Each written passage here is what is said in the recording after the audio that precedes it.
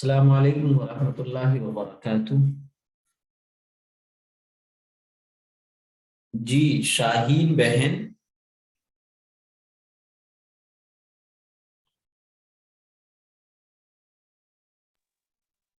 السلام علیکم۔ وعلیکم السلام۔ شاہین بہن یہ بتائیے، پچھلی کلاس میں آپ تھیں؟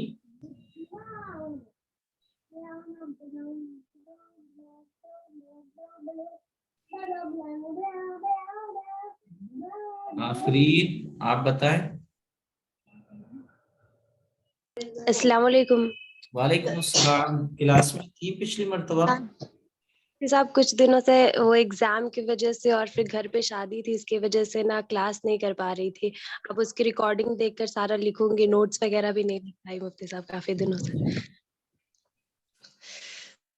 اچھا تو مفتی صاحب میں بھی کل کلاس نہیں لے پائی تھی، میری اچھا جوائن نہیں ہو پائی تھی کلاس۔ اچھا شاہین بہن، اچھا آپ دو ہی ہیں ابھی، اور لوگ تو جوائن نہیں ہوئے، کیا کیا جائے؟ شروع کر دیے جائے؟ مفتی صاحب ہماری کلاس اور سیٹرڈے کو کرتی تھی، آج ویڈنسڈے کو ہو رہی ہے۔ جی کچھ وہ خاص اصل میں ایم قاسمی صاحب کا یہ فیصلہ تھا کہ یہ جو ہے ویڈنسڈے میں بھی کی جائے، ان کا مجھے حکم ہوا تو میں آپ کے سامنے آ گیا۔ اب سے ویک میں 3 دن کلاس ہوگی؟ 3 دن کلاس ہوگی؟ جی جی جی جی جی جزاک اللہ۔ تو میں کلاس شروع کرتا ہوں، کیونکہ پچھلی مرتبہ ہم نے پچھلی کلاس سے رمضان، استقبال رمضان سے متعلق اور مسائل رمضان سے متعلق کلاس لی تھی، اور پچھلی کلاس میں رمضان کا ویلکم اور استقبال کرنے کے لیے 9 عمل بتائے تھے، اور وہ 9 عمل جو ہے آپ کو ویڈیو کی شکل میں مل جائیں گے۔ پہلا عمل تھا کہ حضور صلی اللہ علیہ وسلم نے رمضان کی آمد سے پہلے کیا وعظ اور نصیحت خطبے میں ایمان والوں کو کی۔ دوسرا عمل، رمضان آنے تک پیارے آقا حضرت محمد مصطفیٰ صلی اللہ علیہ وسلم کیا دعا مانگتے تھے اور ہمیں وہ دعا مانگتے رہنا چاہیے۔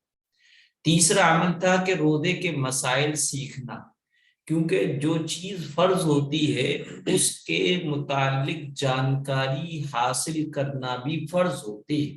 چونکہ رمضان المبارک کے روزے فرض ہیں، لہذا ان کے مسائل، یعنی کن چیزوں سے روزہ ٹوٹ جاتا ہے، کن چیزوں سے روزہ ٹوٹ جانے پر قضا اور کفارہ دونوں ہوتے ہیں، کن چیزوں سے روزہ مکروہ ہوتا ہے، ان چیزوں کا روزے کے مسائل کا سیکھنا تھا۔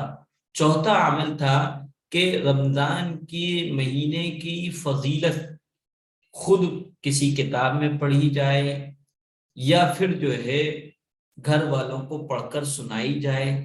پانچواں عمل تھا رمضان کے لیے اپنے آپ کو فارغ کر لینا، رمضان کے لیے اپنے وقت کو فری کر لینا، یعنی بہت سے وہ کام جو ہم کرتے ہیں نارملی لائف میں، ان کاموں کو رمضان کے مہینے میں نہیں کریں گے بلکہ رمضان کے بعد شروع کریں گے۔ چھٹا عمل تھا تراویح کے پڑھنے کا اہتمام کریں، اگر کسی حافظہ کے پیچھے پڑھنے کا موقع مل جائے تو بہت اچھی بات ہے، ورنہ علیحدہ اپنے تنہا تراویح پڑھنا ہے۔ اور ساتواں عمل تھا تمام گناہوں سے بچنے کی پلاننگ کرنی ہے، اس کا ایک خاکہ تیار کرنا کہ مجھے یہ گناہ نہیں کرنے جو میں عام طور پر کرتی تھی لیکن اب نہیں کروں گی رمضان کے برکت والے مہینے کی وجہ سے۔ آٹھواں عمل تھا کہ شعبان، یعنی جو شب برات کا جو مہینہ ہوتا ہے، اس مہینے میں بھی کچھ روزے رکھ لینا چاہیے تاکہ نیکسٹ یعنی رمضان کے مہینے میں روزے رکھنے میں کوئی دقت نہ ہو، بلکہ ہماری عادت بن چکی ہوگی شعبان اور شب برات میں روزہ رکھنے کی وجہ سے، تو رمضان کے فرض روزے رکھنے میں کوئی دقت اور پریشانی کا سامنا نہیں کرنا پڑے گا۔ نواں عمل بتایا تھا استقبال رمضان کے عنوان میں کہ شعبان یعنی شب برأت کے مہینے کے ختم پر چاند دیکھنے کا اہتمام کرنا ہے۔ یہ جو بتایا تھا وہ استقبال رمضان میں 9 عمل بتائے تھے۔ آج آپ کے سامنے حقوق رمضان کے متعلق بتاتے ہیں۔ حقوق یہ حق کی جمع ہے، حق رائٹ کو کہتے ہیں۔ حقوق رمضان کے کیا کیا حق ہے، کیا کیا رائٹ ہے ہم ایمان والوں۔ حقوق کی ادائیگی احسانات پر مقدم ہوتی ہے، یعنی کہ ایک اللہ تعالیٰ کی عبادت ہے، چونکہ اللہ بے نیاز ہے، قطعاً اللہ کو بندوں کی عبادتوں کی ضرورت نہیں ہے۔ اگر بندہ نیک عمل کرتا ہے تو وہ اپنے نفس کے لیے کرتا ہے، اللہ کی کبریائی اور بڑائی میں ذرہ برابر فرق نہیں آتا ہے۔ تو اللہ کی عبادات احسانات کہلاتی ہیں، اور بندوں کے حقوق جو ہیں وہ حقوق العباد کہلاتے ہیں۔ لہذا حقوق کی ادائیگی نیکیوں پر مقدم ہوتی ہے، یعنی حقوں کا ادا کرنا ضروری ہے۔ پھر کسی پر آپ احسان کریں تو بہت اچھی بات ہے، لیکن آپ کسی پر احسانات یعنی جو آپ کے اوپر لازم نہیں ہے وہ تو بہت کر رہے ہیں، لیکن اس کے جو حقوق ہیں، اس کے جو رائٹ آپ پر لازم ہے وہ ادا نہیں کر رہے، تو اس کو کوئی اچھا نہیں سمجھے گا۔ اسی طرح رمضان کے کچھ حقوق ہیں اور کچھ زائد چیزیں ہیں۔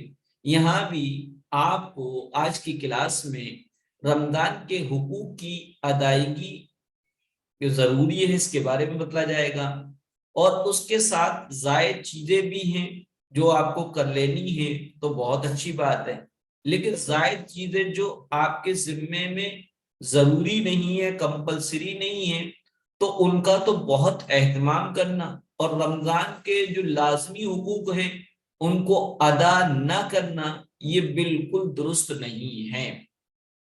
حقوق رمضان کے عنوان اور ٹائٹل کے اکارڈنگ رمضان کے لازمی حقوق کیا ہے اور زائد کیا چیزیں ہیں، ان کو آج ہم آپ کے سامنے رکھیں گے۔ پہلی چیز ہے احکام واجبہ کی پابندی اور گناہوں سے بچنا، یعنی واجب اور ضروری کمپلسری جو اللہ اور اس کے رسول کے حکم ہیں، فرض اور واجب کی کیٹیگری کے جو اللہ اور اس کے رسول کے حکم ہیں ان کو پابندی سے کرنا ہے اور گناہوں سے بچنا ہے۔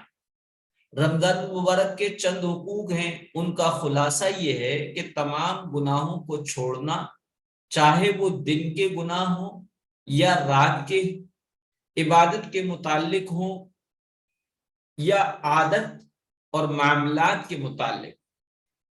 اس میں وہ کام بھی آ گئے جن سے روزہ یا تراویح میں خلل اور کمی آ جاتی ہے۔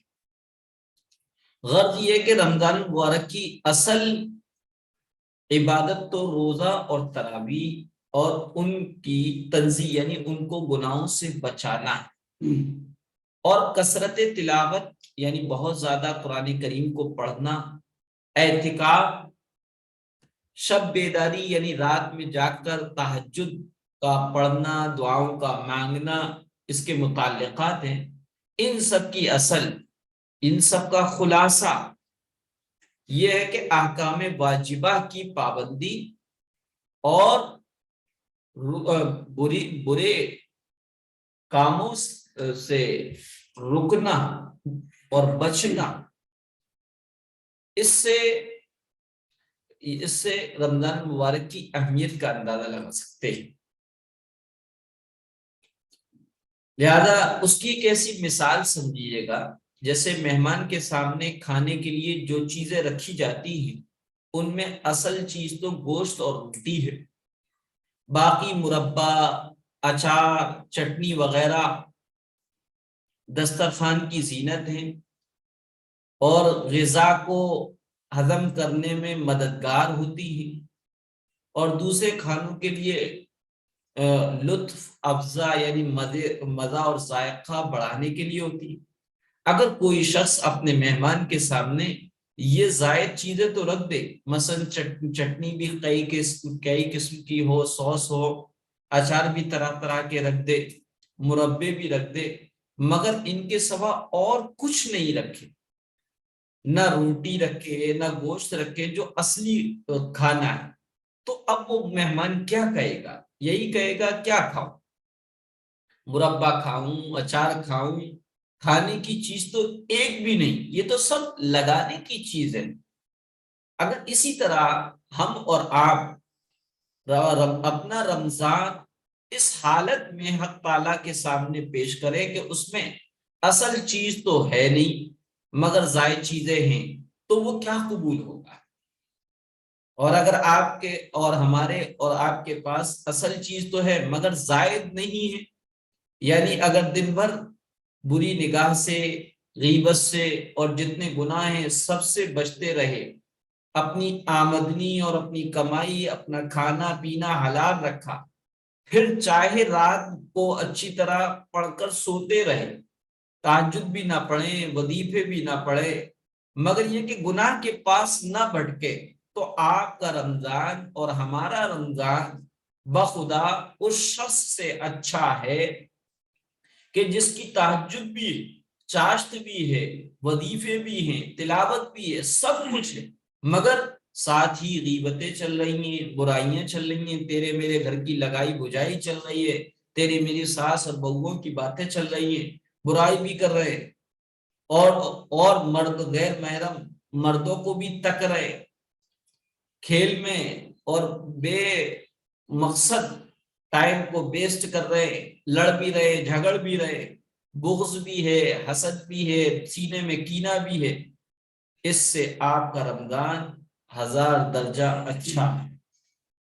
अगर हिम्मत ना हो तो बहुत सारे कुरान करीम के पारे ना पढ़े जाए, सो खूब पढ़कर, बस फर्ज सुन्नत नमाजें तो उठकर पढ़ लिया, बाकी आराम से महीना भर गुजार दो, मगर खुदा के वास्ते रमजानुल मुबारक के महीने में गुनाह कोई ना करो तो अच्छा है।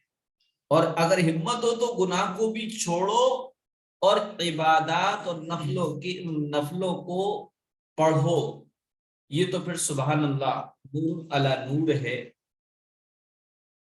तो मकसद ये हुआ कम नफल कम गुनाह, ज्यादा नफल ज्यादा गुनाह, पसंदीदा कौन सी? यानी नफलें कम पड़ी और गुनाह भी कम किए। एक वो शख्स है जो ज्यादा नफलें पढ़ रहा है, ज्यादा गुनाह कर रहा है, तो अल्लाह के यहाँ पसंदीदा कौन है? एक शख्स ने हजरत अब्दुल्ला इब्न अब्बास रजी अल्लाह ताला अन्हुमा से पूछा कि ये बताइए कि एक शख्स अमल तो कम करता है, यानी नफली इबादत और नफल नमाज बहुत ज्यादा नहीं पढ़ता, ज्यादातर फराइज और वाजिबात पर इक्तिफा करता, बस वही पढ़ लेता है, नफली इबादत, जिक्र व अज़कार, वज़ाइफ और तस्बीहात ज्यादा नहीं करता है, लेकिन उसके गुनाह भी कम है, ऐसा शख्स आपको ज्यादा पसंद होगा या आपको वो शख्स ज्यादा पसंद होगा जिसकी नफली इबादतें भी ज्यादा हैं और गुनाह भी ज्यादा है? मसलन तहज्जुद की नमाज भी पढ़ता है, इशराक की नमाज भी पढ़ती हैं, अवाबीन भी पढ़ती हैं, तिलावत भी खूब करती हैं, वज़ाइफ और तस्बीहात भी खूब करते हैं, लेकिन साथ में गुनाह भी बहुत करते हैं। आपके नजदीक इन दोनों में से कौन बेहतर है? एक शख्स पूछ रहे, किससे? हजरत अब्दुल्ला इब्न अब्बास से पूछ रहे कि आपके नजदीक इन दोनों में से कौन सा बेटर है? पहले शख्स का अमल कम मगर गुनाह भी कम, दूसरे शख्स के आमाल इबादत ज्यादा मगर गुनाह भी ज्यादा। जवाब में हजरत अब्दुल्ला बिन अब्बास रज़ी अल्लाह ताला अन्हुमा ने फरमाया कि गुनाहों से हिफाजत के बराबर मैं किसी चीज को नहीं समझता, यानी बंदा गुनाहों से महफूज हो जाए, ये इतनी बड़ी नेमत और इतना बड़ा फायदा है कि दुनिया का कोई अमल उसके बराबर नहीं। अगर एक शख्स गुनाहों से बचने का एहतिमाम करे تو نفلی عبادت اس کے مقابلے میں کوئی حیثیت نہیں رکھتی۔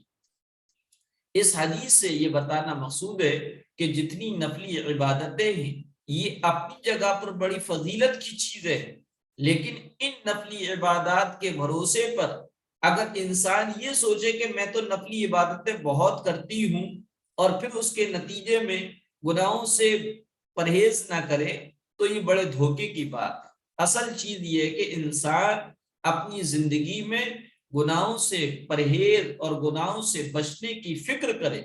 گناہوں سے پرہیز کرنے کے بعد بالفرض اگر اس کو زیادہ نفلی عبادت کرنے کا موقع نہیں ملا تو اس صورت میں اس کا کوئی گھاٹا اور نقصان نہیں، اللہ تعالیٰ کے یہاں انشاءاللہ وہ نجات پا جائے گا۔ لیکن اگر نفلی عبادت تو خوب کرتا ہے اور ساتھ میں گناہ بھی کرتا ہے تو اس کی نجات کی کوئی گارنٹی نہیں، کیونکہ یہ بڑا خطرناک معاملہ ہے۔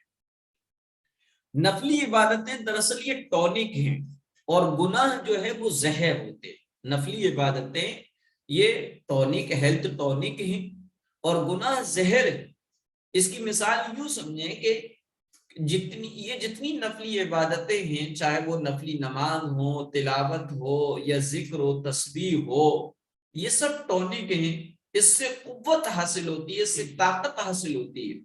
جیسے کوئی شخص جسم کی طاقت کے لیے کوئی ٹونک استعمال کرے، اور یہ گناہ زہر ہے۔ اب اگر ایک شخص ٹونک بھی خوب کھائے اور زہر بھی خوب کھائے تو اس کا نتیجہ یہ ہوگا کہ ٹونک اس کے اوپر اثر نہیں کرے گا، البتہ زہر اس پر اثر کر جائے گا اور اس شخص کی تباہی کا ذریعہ بن جائے گا۔ اور ایک وہ شخص ہے جو کوئی ٹونک اور طاقت کی دوا تو استعمال نہیں کرتا، صرف دال روٹی پر اکتفا کرتا ہے، لیکن جو چیزیں صحت کے لیے، ہیلتھ کے لیے مضر ہیں، نقصان دہ ہیں، ان سے پرہیز کرتا ہے تو یہ آدمی صحت مند رہے گا، باوجود ہے کہ یہ ٹونک نہیں کھاتا ہے۔ پہلا شخص جو ٹونک بھی کھاتا ہے اور ساتھ میں مضر اور نقصان دہ اور صحت کے لیے تکلیف کی، صحت کے لیے نقصان دینے والی چیزوں سے پرہیز نہیں کرتا، یہ لازماً بیمار پڑ جائے گا اور ایک دن دنیا سے چلا جائے گا، ہلاک ہو جائے گا۔ تو نفلی عبادات اور گناہوں کی بالکل یہ مثال ہے، لہذا یہ فکر ہونا چاہیے کہ ہماری صبح سے لے کر شام تک کی زندگی سے گناہ نکل جائے، معصیتیں، نافرمانیاں نکل جائیں، اور خاص طور پر رمضان المبارک میں تو اس کا بہت زیادہ اہتمام کرنا چاہیے۔ رمضان کو گناہوں سے بچانا رمضان کا یہ حق ہے۔ رمضان سلامتی سے گزر جائے تو انشاءاللہ سارا سال سلامتی سے گزرے گا۔ رسول اللہ صلی اللہ علیہ وسلم کا یہ ارشاد ہے، ایک روایت میں نقل کیا گیا ہے، اذا سلم رمضان، اگر رمضان سلامتی سے گزر گیا، اذا سلم رمضان، اگر رمضان سلامتی سے گزر گیا تو پورا سال سلامتی سے گزر جائے۔ لہذا کوشش یہ کرنی چاہیے کہ رمضان گناہوں سے دور رہ کر اس طرح گزارے کہ نہ اللہ کے حق چھوٹے، نہ بندوں کے حق چھوٹے، نہ آپ کسی کو ستائے، نہ کوئی آپ کو ستائے، اپنے گھر میں بھی سلامتی اور عافیت رہے، اور آپ جہاں بھی جاتے ہیں، جہاں کام کرنے کی جگہ ہے، اس میں بھی سلامتی اور عافیت سے وقت گزرے، اور جو وقت گزرے وہ عبادات، تلاوت اور ذکر اللہ کے ساتھ گزرے، تو انشاءاللہ سارا سال، پورا سال خیر و سلامتی کے ساتھ بہت امید کی جا سکتی ہے کہ اللہ تعالیٰ اس کو سلامتی کے ساتھ گزارے۔ تو رمضان کے حق میں سے سب سے پہلا حق خلاصہ یہ نکلا کہ ہمیں رمضان میں گناہوں کو، جو ہم عام دنوں میں اللہ کی نافرمانیاں کرتے ہیں، اللہ کے حکموں کو توڑتے اور چھوڑتے ہیں، تو اللہ کے حکموں پر عمل کرنا ہے، گناہوں سے اپنے آپ کو بچانا ہے، یہ رمضان کا حق ہے۔ اور اسی نیت سے ہمیں جو ہے رمضان کا ویلکم کرنا چاہیے، استقبال کرنا چاہیے۔ جی شاہین بہن، آپ کو کچھ پوچھنا ہے؟